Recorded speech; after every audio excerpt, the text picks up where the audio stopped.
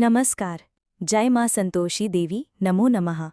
ओम श्रीं ह्रीं क्लीं महालक्ष्म्यै नमः। भक्तों, जैसा कि आप सभी जानते हैं कि शुक्रवार का व्रत मुख्य रूप से संतोषी माता और माता लक्ष्मी के लिए रखा जाता है। संतोषी माता को संतोष और समृद्धि की देवी माना जाता है, तो वहीं माता लक्ष्मी धन और वैभव की देवी हैं। तो भक्तों, आज मैं पहले आपको संतोषी माता के व्रत से जुड़े कुछ महत्वपूर्ण तथ्य बताती हूँ। सबसे पहले बात करेंगे माँ संतोषी माता के व्रत की। तो भक्तों, माँ संतोषी का व्रत 16 शुक्रवार तक रखने का विधान है। इस व्रत में खट्टी चीज़ें खाना सख्त मना होता है और माँ को गुड़ और चना का भोग लगाया जाता है। ज्योतिष के अनुसार आप इस व्रत की शुरुआत शुक्ल पक्ष के किसी भी शुक्रवार से कर सकते हैं। भक्तों, व्रत के अंत में आप उद्यापन करना बिल्कुल नहीं भूलें, वरना इससे ये व्रत अधूरा रह जाएगा। वैसे क्या आप जानते हैं कि शुक्रवार का दिन शुक्र ग्रह को भी समर्पित माना जाता है, जो भौतिक सुखों और प्रेम के कारक माने जाते हैं। आइए भक्तों, अब हम संतोषी माता की कथा को सुनते हैं। एक गांव में एक बुढ़िया रहती थी, जिसके 7 बेटे थे। 6 बेटे कमाने वाले थे और एक बेटा निकम्मा था। बुढ़िया माँ 6 बेटों का जूठा 7वें बेटे को देती। 7वां बेटा एक दिन अपनी पत्नी से बोला, देखो मेरी माता का मुझ पर कितना प्रेम है। वह बोली, क्यों नहीं, सबका जूठा बचा हुआ तुमको खिलाती है। वो बोला, जब तक आंखों से न देखे मान नहीं सकता। पत्नी ने हंसकर कहा, देख लोगे तब तो मानोगे। कुछ दिन बाद एक बड़ा त्योहार आया। घर में 7 प्रकार के भोजन और चूरमा के लड्डू बने। वह पत्नी की बात को जांचने के लिए सिर दर्द का बहाना बनाकर पतला कपड़ा सिर पर ओढ़कर रसोई में जाकर सो गया और कपड़े में से सब देखता रहा। 6 भाई भोजन करने आए। उसने देखा माँ ने उनके लिए सुंदर सुंदर आसन बिछाए, 7 प्रकार की रसोई परोसी और आग्रह कर करके उन्हें भोजन कराती रही। वह देखता रहा। 6 भाई भोजन कर उठ गए। तब माँ ने उनकी 5 थालियों में से लड्डुओं के टुकड़ों को उठाया और एक लड्डू बनाया। जूठन साफ कर माँ ने उसे पुकारा, उठ बेटा उठ, तेरे भाइयों ने भोजन कर लिया, तू भी उठकर भोजन कर ले। उसने कहा, माँ मुझे भोजन नहीं करना, मैं परदेस जा रहा हूँ। माता ने कहा, कल जाना हो तो आज ही जा। वह बोला, हाँ हाँ जा रहा हूँ। यह कहकर वो घर से निकल गया। चलते समय उसे अपनी पत्नी की याद आई। वह गौशाला में कंडे थाप रही थी। वहां जाकर वो बोला, मेरे पास तो कुछ नहीं है, ये अंगूठी है, सो ले लो और अपनी कोई निशानी मुझे दे दो। वो बोली, मेरे पास क्या है, यह गोबर भरा हाथ है। यह कहकर पत्नी ने उसकी पीठ पर गोबर के हाथ की थाप मार दी। वो चल दिया। चलते चलते दूर देश में पहुंचा। वहां एक साहूकार की दुकान थी। वहां जाकर बोला, सेठ जी मुझे नौकरी पर रख लो। साहूकार को नौकर की सख्त जरूरत थी। साहूकार ने कहा, काम देखकर तनख्वाह मिलेगी। उसने कहा, सेठ जी जैसा आप ठीक समझें। उसे साहूकार के यहाँ नौकरी मिल गई। वह वहां दिन रात काम करने लगा। कुछ दिन में दुकान का लेन देन, हिसाब किताब, ग्राहकों को माल बेचना, सारा काम करने लगा। साहूकार के 7-8 नौकर थे। वे सब चक्कर खाने लगे, लेकिन उसने अपनी लगन, परिश्रम और ईमानदारी से सभी को पीछे छोड़ दिया। उसे अपने किए का फल मिला। सेठ ने भी उसका काम देखा और 3 महीने में ही उसे मुनाफे में साझेदार बना लिया। परिश्रम करते करते 12 वर्ष में ही वो नगर का नामी सेठ बन गया और सेठ अपना सारा कारोबार उस पर छोड़कर बाहर चला गया। इधर उसकी पत्नी पर क्या बीती वह सुने। सास ससुर उसे दुख देने लगे। गृहस्थी का काम करवाकर उसे लकड़ी लेने जंगल में भेजते। इस बीच घर की रोटियों के आटे से जो भूसी निकलती, उसकी रोटी बनाकर रख दी जाती और फूटे नारियल की नरेली में पानी दिया जाता। इस तरह दिन बीतते रहे। एक दिन जब वो जंगल में लकड़ी लेने जा रही थी, तब उसे रास्ते में बहुत सी स्त्रियां संतोषी माता का व्रत करती दिखाई दी। वह वहां खड़ी होकर पूछने लगी, बहनों ये तुम किस देवता का व्रत करती हो और इसके करने से क्या फल होता है? इस व्रत के करने की क्या विधि है? यदि तुम अपने इस व्रत का विधान मुझे समझाकर कहोगी तो मैं तुम्हारा बड़ा एहसान मानूंगी। उनमें से एक स्त्री बोली, सुनो, यह संतोषी माता का व्रत है। इसके करने से निर्धनता, दरिद्रता का नाश होता है। लक्ष्मी आती हैं, मन की चिंताएं दूर होती हैं, मन को प्रसन्नता और शांति मिलती है। निसंतान को पुत्र मिलता है। पति अगर बाहर गया हो तो वह शीघ्र लौट आता है। कुमारी कन्या को मनपसंद वर मिलता है और भी मन में जो कुछ कामना हो सब संतोषी माता की कृपा से पूरी हो जाती हैं, इसमें संदेह नहीं। वह पूछने लगी, यह व्रत कैसे किया जाता है, यह भी बताओ तो बड़ी कृपा होगी। वह स्त्री कहने लगी, बिना परेशानी, श्रद्धा और प्रेम से जितना भी हो सके प्रसाद लेना। 5.25 पैसे से 5.25 आने तथा इससे भी ज्यादा शक्ति और भक्ति के अनुसार गुड़ और चना ले। हर शुक्रवार को बिना भोजन किए रहकर कथा कहना सुनना। इसके बीच में ओम का उच्चारण नहीं छूटना चाहिए। लगातार नियम पालन करना चाहिए। सुनने वाला कोई न मिले तो घी का दीपक जलाकर उसके आगे जल के पात्र को रखकर कथा कहना, परंतु नियम न टूटे। जब तक कार्य सिद्ध न हो नियम पालन करना और कार्य सिद्ध हो जाने पर व्रत का उद्यापन करना। 3 मास में माता पूरा फल प्रदान करती हैं। यदि किसी के ग्रह खोटे भी हैं तो माता 1 वर्ष में अवश्य उनको अनुकूल करती हैं। कार्य सिद्ध होने पर ही उद्यापन करना चाहिए, बीच में नहीं। उद्यापन में 2.5 सेर आटे का खाजा तथा इसी अनुसार खीर तथा चने का साग बनाना। 8 बच्चों को भोजन कराना।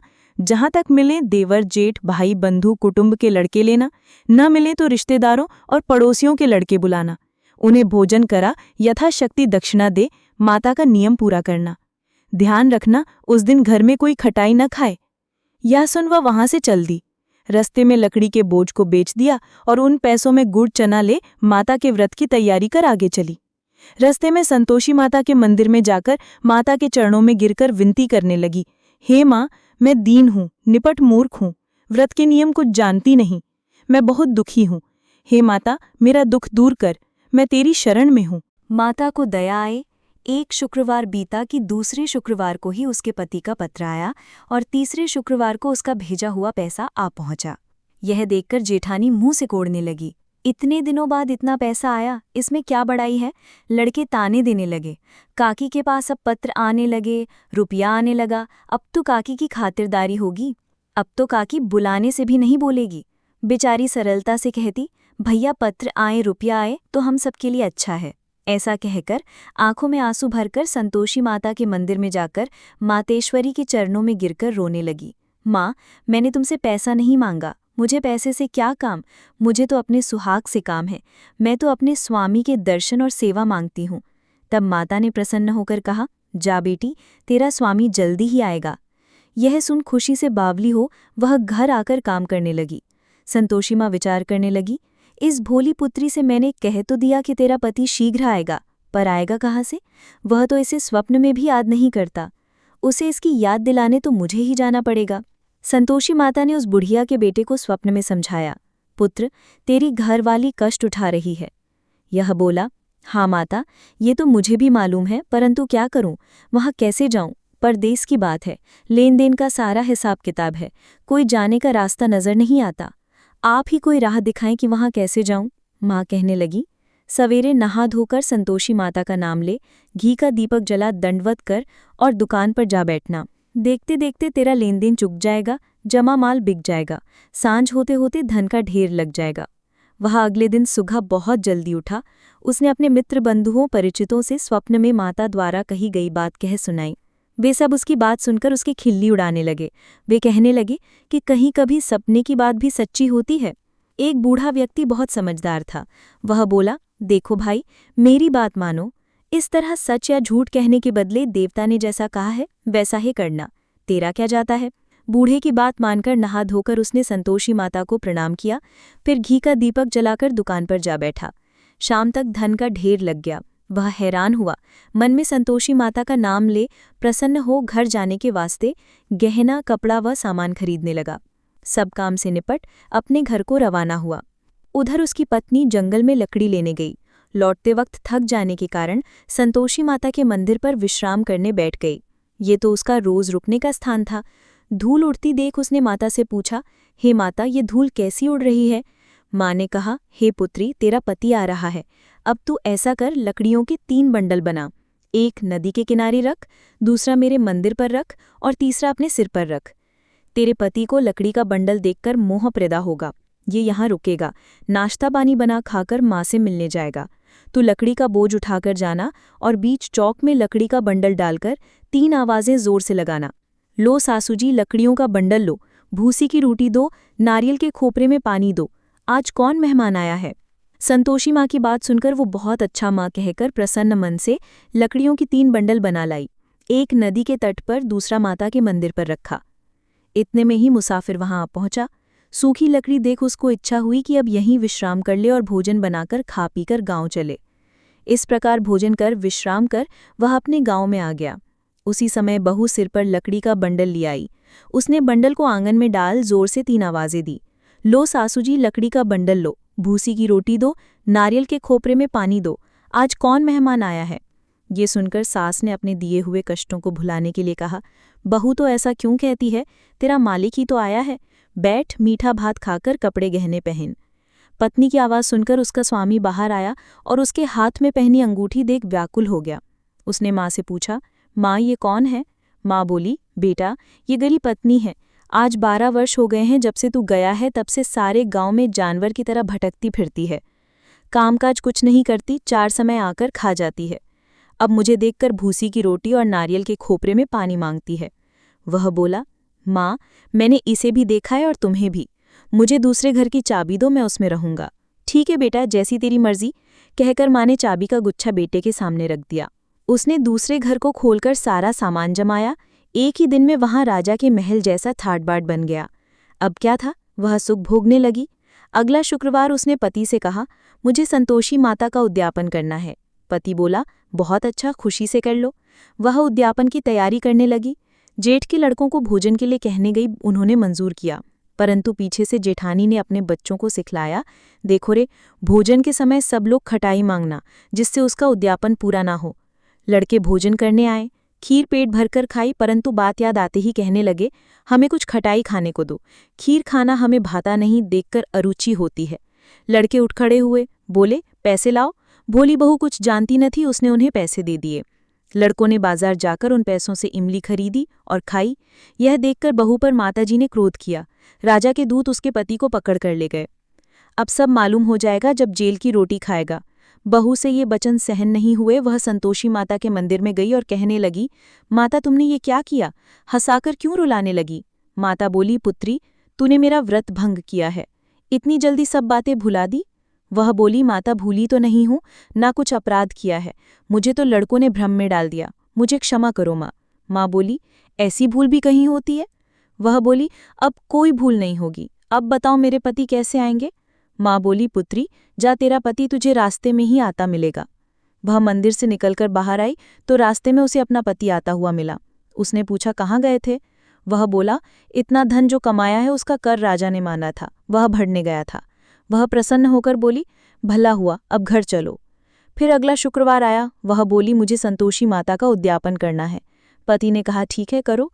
वह फिर जेठ के लड़कों से भोजन के लिए कहने गई। जेठानी ने लड़कों को सिखा दिया कि तुम पहली ही खटाई मांगना। लड़के भोजन करने बैठे, लेकिन भोजन करने से पहले ही कहने लगे, हमें खीर पूरी नहीं भाती, जी बिगड़ता है, कुछ खटाई खाने को दो। यह बोली, खटाई खाने को नहीं मिलेगी, खाना हो तो खाओ। उनके उठकर चले जाने पर उसने ब्राह्मणों के लड़के बुलाकर भोजन करवाया। दक्षिणा की जगह उन्हें एक एक फल दिया। इससे संतोषी माता प्रसन्न हो गई। माता की कृपा से 9 माह बाद उसको चंद्रमा के समान एक सुंदर पुत्र प्राप्त हुआ। पुत्र को लेकर वह प्रतिदिन संतोषी माता के मंदिर में जाने लगी। माँ ने सोचा कि ये रोज आती है, आज क्यों न मैं ही इसके घर चलूं, इसका आसरा देखूं तो सही। यह विचार कर माता ने भयानक रूप बनाया। गुड़ और चने से सना मुख, ऊपर से मुंड के समान होंठ, उस पर मक्खियां भिन-भिना रही थीं। दहलीज में पैर रखते ही उसकी सांस चिल्लाई, देखो रे, कोई चुड़ैल डाकनी चली आ रही, लड़कों इसे भगाओ नहीं तो सबको खा जाएगी। बहू रोशनदान से देख रही थी, वही प्रसन्न हो थी, आज मेरी माता मेरे घर आई हैं। यह कहकर दूध पीते बच्चे को गोद उतार दिया। इस पर उसकी सास गोद में भरकर बोली, अरे रांड, इसे देखकर कैसी उतावली हुई है जो बच्चे को पटक दिया। इतने में माता के प्रताप से जहां देखो वहां लड़के ही लड़के नजर आने लगे। यह बोली, माँ जी, जिनका व्रत करती हूँ ये वही संतोषी माता हैं। इतना कह उसने झट से घर के सारे किवाड़ खोल दिए। सबने माता के चरण पकड़े और विनती कर कहने लगे, हे माता, हम मूर्ख हैं, अज्ञानी हैं, तुम्हारी व्रत की विधि हम नहीं जानते, तुम्हारा व्रत भंग कर हमने बड़ा अपराध किया है। हे माता, हमारे अपराधों को क्षमा करो। इस प्रकार बार बार कहने पर संतोषी माता प्रसन्न हुई। इसके बाद उसकी सास कहने लगी, हे संतोषी माता, तुमने बहू को जैसा फल दिया वैसा सबको देना। जो ये कथा सुने या पढ़े उसका मनोरथ पूर्ण हो। बोलो संतोषी माता की जय।